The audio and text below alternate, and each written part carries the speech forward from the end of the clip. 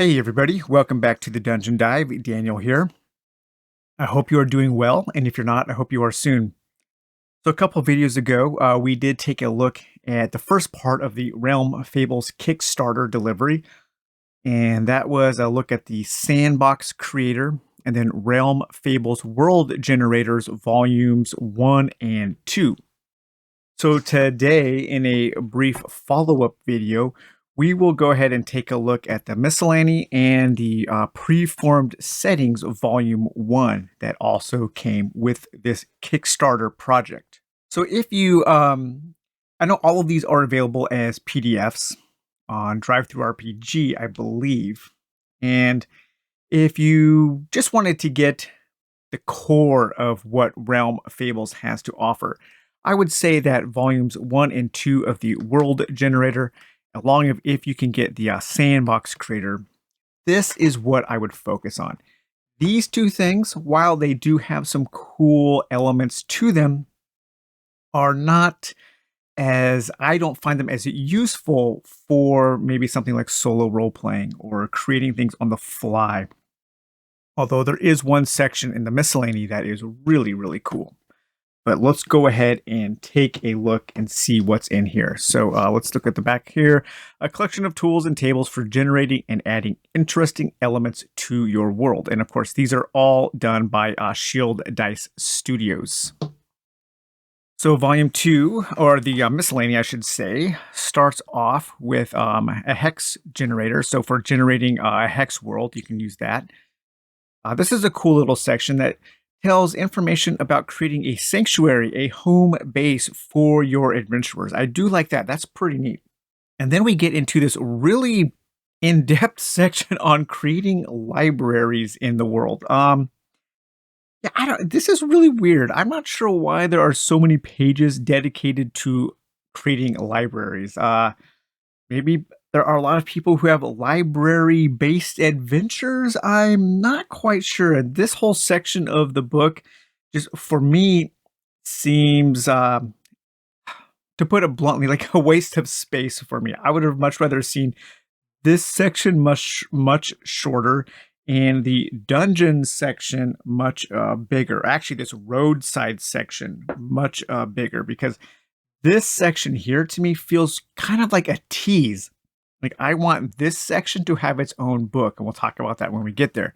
And then this villain section is really cool because a lot of these generator books and tables and tools, they don't have a lot of information on generating for the solo player interesting and complex villains. And that's where I think this section could really come in handy. All right, so let's do our flip through now. So here we have our hex chart here. It's a D20 hex system, so you could roll for your starting hex here would be a number 7, and then you would be here in the grasslands or pastoral. And then you could further dive into some details here to roll a D6 to see the type of a little detail about your grasslands. And that could be some fields or something like that.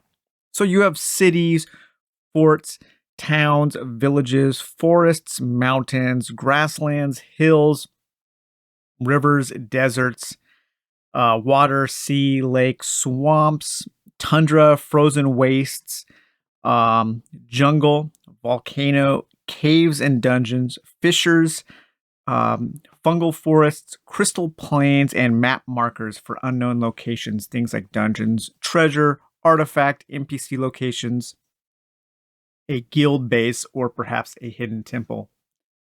The one problem with just generating a world completely at random with hexes is you could get weird geographical anomalies where, frozen plains are right next to a volcano or something like that.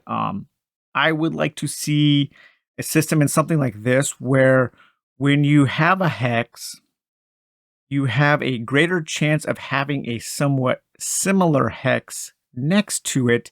And as you get away from that hex, the chances of the geographical formation change as you move away. That's a pretty complex system. So I'm not sure if there is a system like that out there or not. Here we have a Hex World Example, the land of Hern, the Hunter's Wild. So this is a Hex world that was generated using that system. And then you have a detailed overview of all the different locations. So you could easily just play a couple of adventures in this Hex world here and use this for your to generate your different adventures, such as the city of Havelock, the town of Maypole, a dungeon. A dungeon lies to the east, just south of Morrigan's Breath. This deep network of caverns leads to the resting place of Morrigan and the champion Havelock. Morrigan's spirit form still dwells here, causing the earth to spew forth the poisonous ash. So yeah, that might be fun to just have a little adventure in this pre-made Hex world. And then we get into the section on generating bases for your heroes, generating their home base, their forts, their where they go to rest and to recuperate. And we can have a whole bunch of different styles here. Like number 5, this is a mansion or a manor. What kind of access is there to this?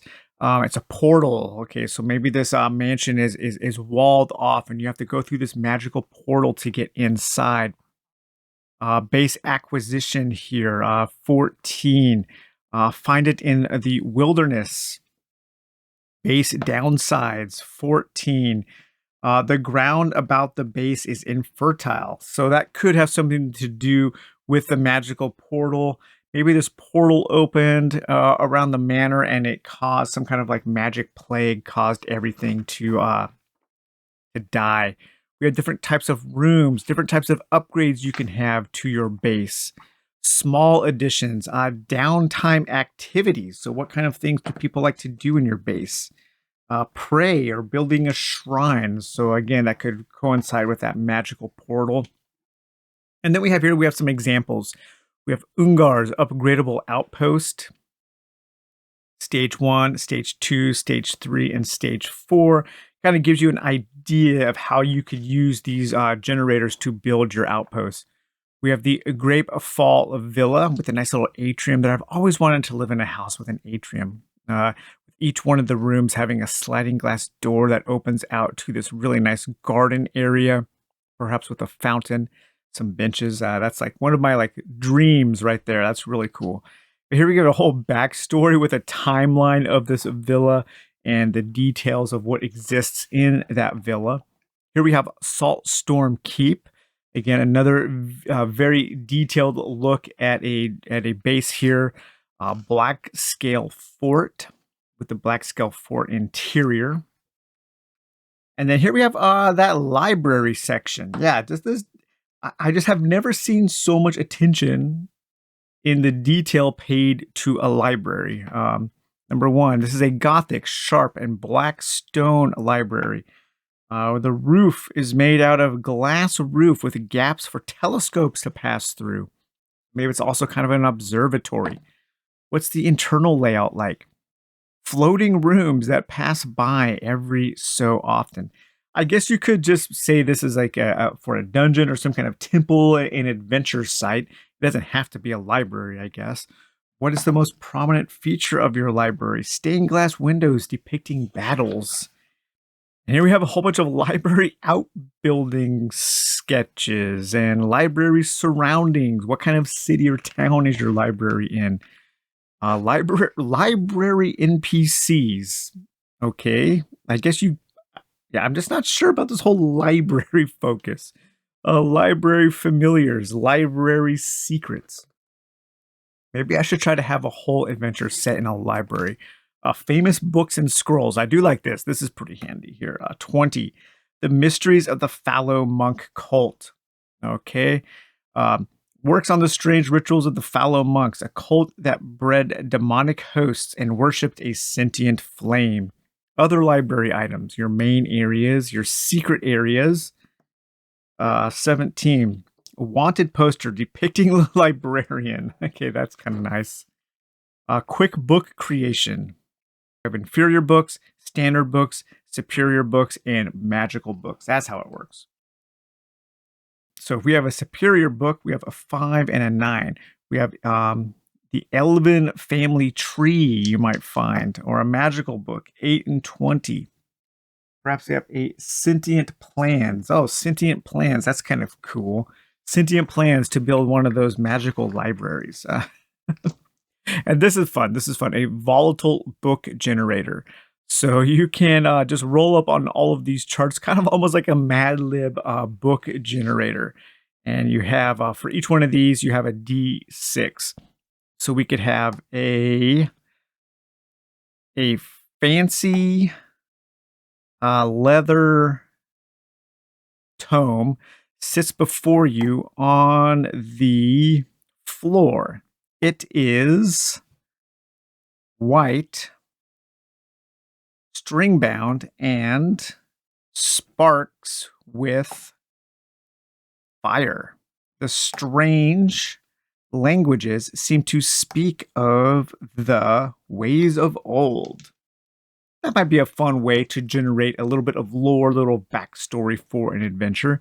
And here we have our library sections, books, types, and genres. It's a D100 list of different genres of books you might find in a library, ranging from things like spells, mushrooms, poetry, necromancy, rare, farming, patrons, waving, mystery, armorers, encyclopedias, and so on. And then the librarian. Hey, you want to have a roll up a random librarian. You can have the race of the librarian, their temperament, their appearance, their clothing. This author is really into libraries. Pre-built library, the Library of the Tenebrous Hollow. And here we have our outbuildings and our main library and all of our different details like that. And here we get into the villain. So this is cool because I often, when I am playing a solo role-playing game, I often forget about creating a strong villain to be kind of manipulating things behind the scenes. And this, I think, could help a lot. We have our species, we have our role and its profession, various archetypes, crests, and symbols. These two things could help a lot in generating story.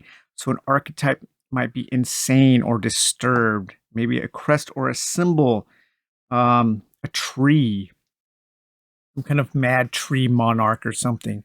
What items the villain has, what items they treasure, favored weapons. That's kind of cool. Favored weapons will give you a sense of the fighting style.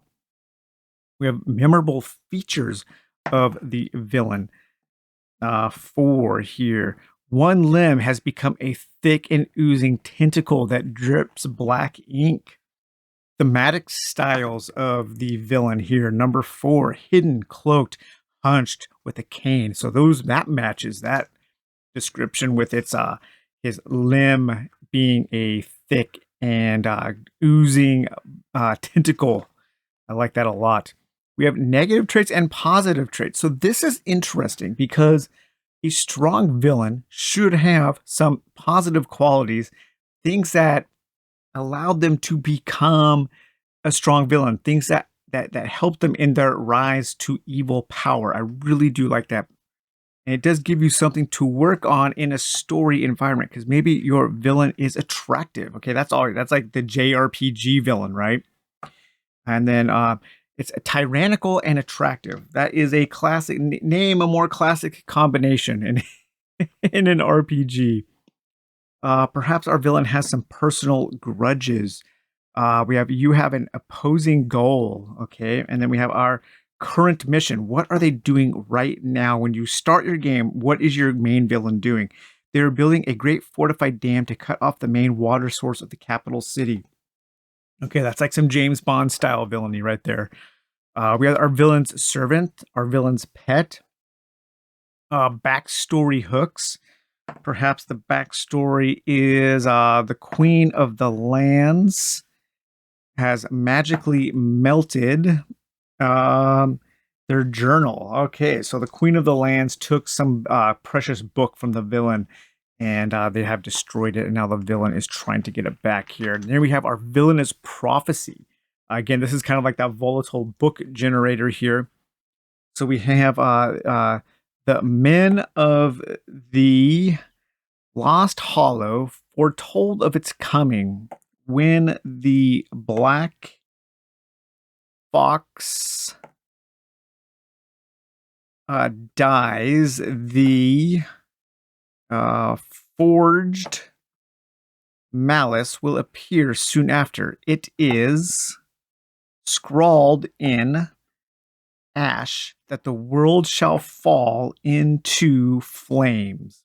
Okay, so that's you could generate a nice little piece of lore, piece of villainous prophecy to help generate your villain there. And then we have our D100 of our various goals.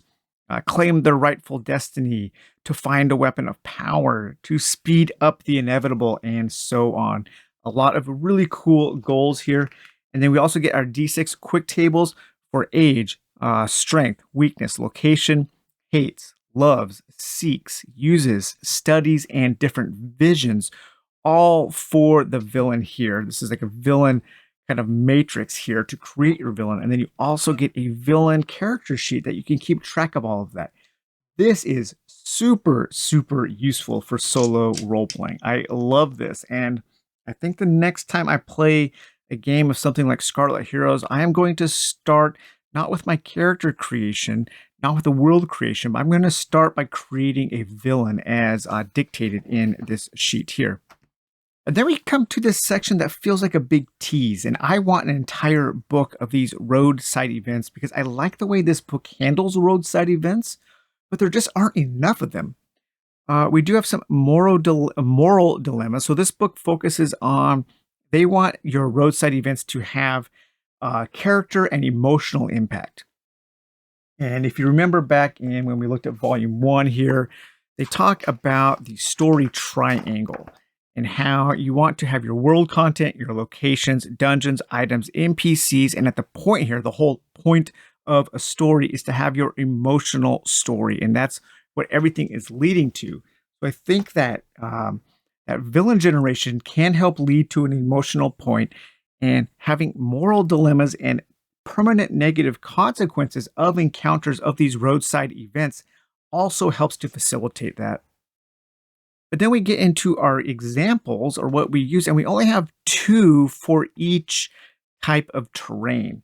I want an entire book of this kind of detailed, in-depth roadside event. I think it's really cool. So here we have Jungle Path, Cries of the Ape. You move through the dense underbrush and tangled flowered vines of the long-forgotten path. Beyond the veil of damp mist, from between the ancient trees that twist and rise like gnarled beasts, the crying of an injured ape drifts towards you. The sound is haunting in the otherwise still jungle. Only the buzzing of insects and the occasional call of a distant bird to accompany it. The air is thick and seems to block your throat. As the ape comes into view, you notice it sits within a clearing. Large yellow eyes watch from beyond the curtains of green. Something is using this injured animal as bait, trying to draw larger, juicier prey into its cries. You see then a young native of the jungle with a spear in hand advance into the clearing toward the injured ape. He spots you at the last moment as the leaves and branches begin to shake and the yellow eyes of the hidden predator arise. Okay, so what are we going to do? Warn the native and aid him. You might have a success and failure there. Or are we going to sneak away and avoid conflict? And then here we could have a continual consequence of taking that action. And you also have a D20 of smaller incidents that happen within Jungle Paths. But an entire book of these kind of detailed roadside encounters, which could lead to entire adventures, would be so useful. So we have 2 there for the jungle, 2 for mountain passes. We have 2 for woodland treks, 2 for town events, 2 for desert trails. And then here we get a dungeon, that a kind of a pre-created dungeon that you can run through as an adventure. Okay, that was the miscellany. And then now we have this book here is 2 full pre-formed settings that they created using Realm Fables. And so these are settings that you could set a game in. You could set a standard RPG in, or you could use these as springboards, as as sandbox areas to set your solo games in. So we have Salt and Rime and Shadow and Ash. And each one of these does have a detailed background, a little work of fiction that describes the area, describes its background, an introduction to this micro setting, adventure hooks, how to implement this setting here, rumor hooks, and personal hooks. So all kinds of ways to get you as the solo player or your players invested into this world. Here we have some prominent NPCs, different creatures and races that are going to be scattered about the Isles. And here we have our map of the Isles. So Salt and Rime is a sea-based adventure area with a number of little islands and big, wide open sea. And here we have our scattered isles of the Verglas and our main locations. This might be an area that I would be intensely interested in having an adventure in. I'm going to my next Scarlet Heroes might be set in this area here. I like this because we have our different boats and things, all these different islands that have been detailed. Very, very cool stuff there. A ship. And then we have our different encounters. We have mountain encounters, the Isles encounters, on deck encounters, and at night. So day and night encounters at sea. Different types of flora and fauna. Mysteries and goals. How to conclude the Salt Rime. You have different mysteries, different backstory notes, different goals that we might want to have, and then different ways to conclude your adventure there. And here we have our Shadow and Ash, and Shadow and Ash is a little more detailed. It's a little longer, or it seems to be a little more detail in this one. But we have our introduction, adventure hooks, how to implement Shadow and Ash, rumor hooks, personal hooks. We have our 4 counties, the Ashen Heath, the Feral Wilds, the Whispering Fen, and the Wraith's Range. Notes on running a successful hex crawl. So this is a hex crawl. And here we have our map there for our hexes, our main locations that are going to be detailed with the legend on the map there. Alliances and enemies, factions of the Quarterland. So this is different factions that are going to be fighting and having drama amongst them. Our prominent NPCs, more NPCs there, monsters and enemies. Fables, the Shallow Lady. The Shallow Lady might be one of the main villains there. We have different spell books, different kinds of runic symbols up there. We have our fort here, the College of the Umbra Coven. Within the Sundered Tree dungeon there, the Tomb under Tethra. Yeah, this looks like a fun place to have a really cool solo adventure also. A whole town that you can adventure in. And then we have our encounters. We have each of the lands. We have our Feral Wilds, our Ashen Heath, our Whispering Fen, and our Wraith's Range. A D20 table for each one of those for encounters. Flora and fauna, mysteries, goals, and how to conclude Shadows and Ash. We have our different mysteries there. A cool little song or poem. You could probably find some interesting lore in there. Some different goals and conclusions. And then your next adventure, where is our next adventure going to take us? A famous warband tracks the prince on a forest highway. Do you intervene? I don't know. Do we? Sorry, guys. Well, that was the entire Kickstarter, at least the stuff that I got for Realm Fables.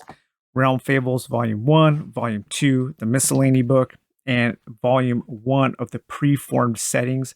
I'm definitely interested in seeing more of the preformed settings.